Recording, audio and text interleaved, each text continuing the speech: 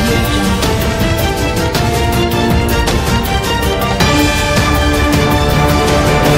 Hello friends, मैं फरीदा, आप देख रहे समाज की खबरें हिंदी टीवी न्यूज। आइए देखते हैं आज की बड़ी खबरें।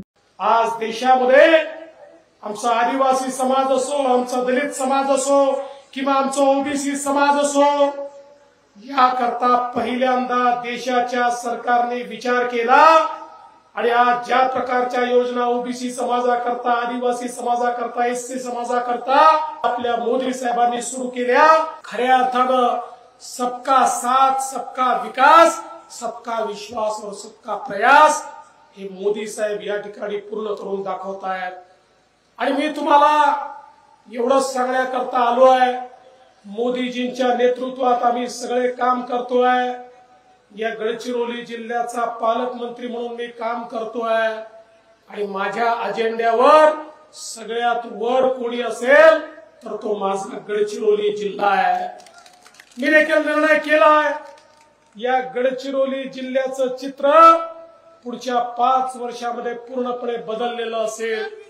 हा औद्योगिक जिल्हा असेल, प्रत्येकाच्या हाताला काम असेल, कोणी बेरोजगार राहणार नाही आणि हे करत असताना कुठेही आमच्या आदिवासींच्या जल जमीन जंगलाला त्या ठिकाणी हात न लावता आमच्या गडचिरोलीचा विकास कसा होतो याचं मॉडेल आम्ही दाखवून देऊ।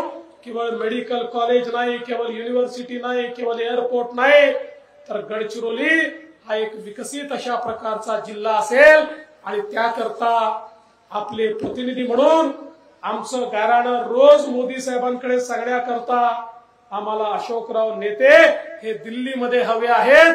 दिल्लीमध्ये आमची बाजू रोज ते मांडतील आणि इकडनं आम्ही विकासाची एक वेगळी व्यवस्था उभी करू।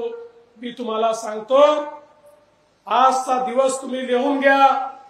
2035 साली जेव्हा महाराष्ट्राला स्थापनेचे 75 वर्ष पूर्ण होतील, त्या दिवशी गडचिरोली महाराष्ट्रातला शेवटचा जिल्हा नसेल, तो महाराष्ट्रातला पहिला जिल्हा असेल। अशा प्रकारचा गडचिरोलीचा विकास हा या ठिकाणी आपण हातामध्ये घेतलाय आणि म्हणून तुमचा आशीर्वाद आम्हाला हवाय। तो आशीर्वाद घेण्याकरता आम्ही आलो आहोत। तो आशीर्वाद अशोकराव नेतेंच्या पाठीशी उभं करा।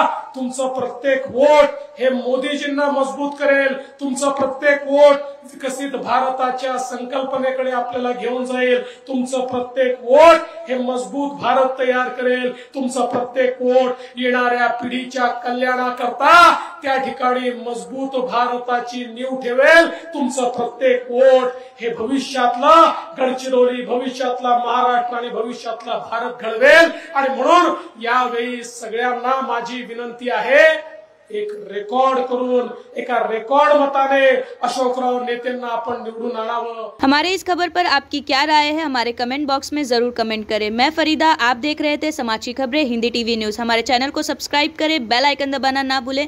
अच्छा लगे तो शेयर और लाइक जरूर करें। हमारा चैनल देखने के लिए धन्यवाद।